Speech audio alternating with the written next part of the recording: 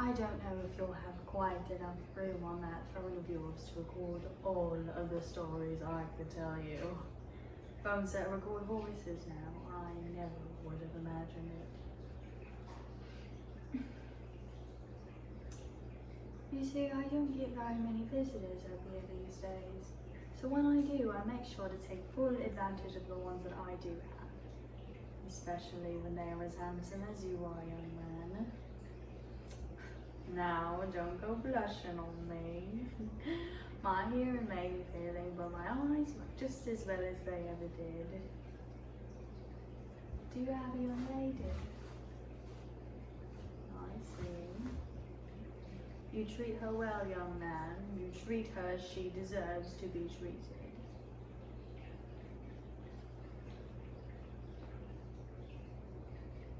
True love. Soulmates. Sounds like the rom-com that could never actually happen, but sometimes we find the perfect match. Two people that can spend the rest of their lives together and live happily ever after. Maybe not the happily part, but they live ever after. And in all that time, all these memories, it's important to remember Small Mercies by C. Strandon. My name is Josephine Smithy. You say it's Smith, but you add the Y and the E. If I may be so bold, I may need you to speak up, young man. The secret to happiness? Well, you don't waste any time on pleasantries now, do you? Whose happiness? Yours, mine? Well, I suppose you would say the secret to happiness is waiting for blue jello. It is! Well, blue jello is served every Saturday. Not the day before or the day after, and of course, blue jello is my favourite of all the flavours. Who would bother with red or yellow now that they have blue?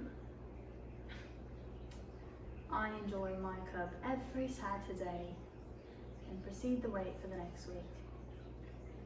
It may sound foolish, but it makes complete sense. It's routine, it's to be expected.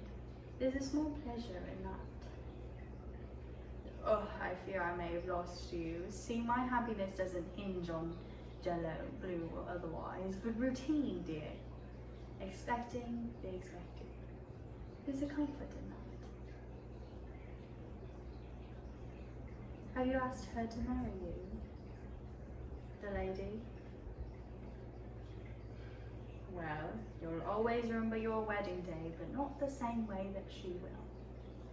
You see, I was married May Day, 1935, and my mother said I was the most glorious bride.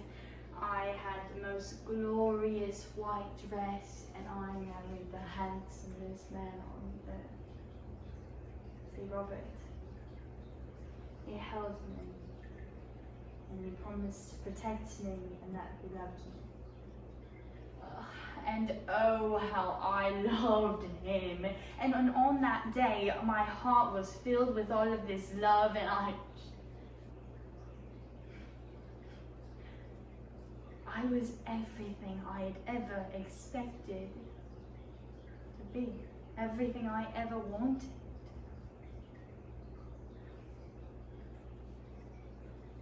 And he did. Robert treated me like I was his everything. And sometimes he would take me out dancing, and he'd roll me into the dance floor, and I'd just sit and lean on him for a few minutes. Oh, of course, I had my dreams. I thought maybe I could be a nurse, or a teacher, or an air hostess. But you see, I committed to Robert. I made a promise to commit to him, and I would stick by my promise. Because my word was all that I had. You see, we wanted more than anything to start a family. But you see, it was difficult for me to do so. but I had a beautiful baby girl. And my Clara passed away 2 weeks after having her. You see, her heart wasn't fully developed, but she was so precious. She had this thick black hair.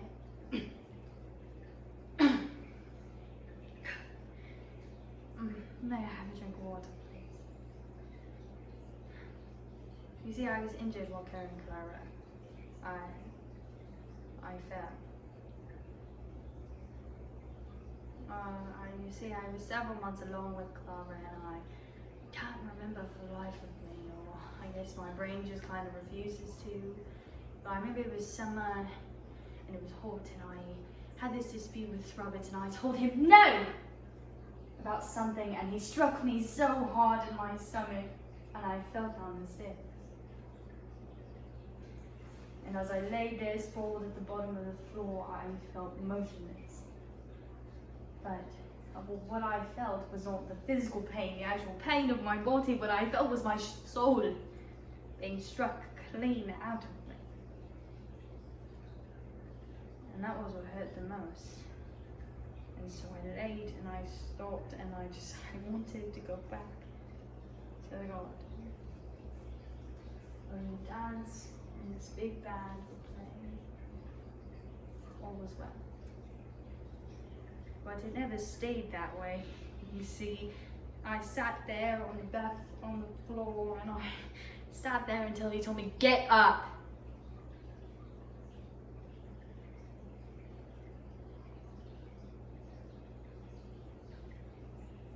And I knew something had changed in him. And I wanted to believe, and I need you to understand that it was my fault. I had to have done something to inflict him in some wild manner, but I couldn't quite pin my finger on it. It was everyday, mundane things. A wrinkled shirt, a cup of coffee turned cold. Anything to inspire vengeance.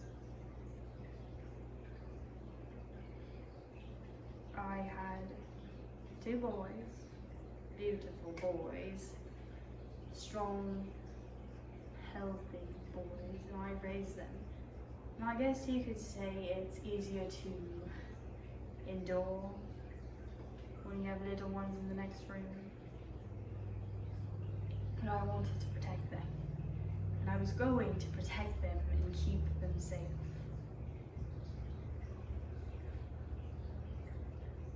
I'm sorry, I haven't left you very much room for questions, have I?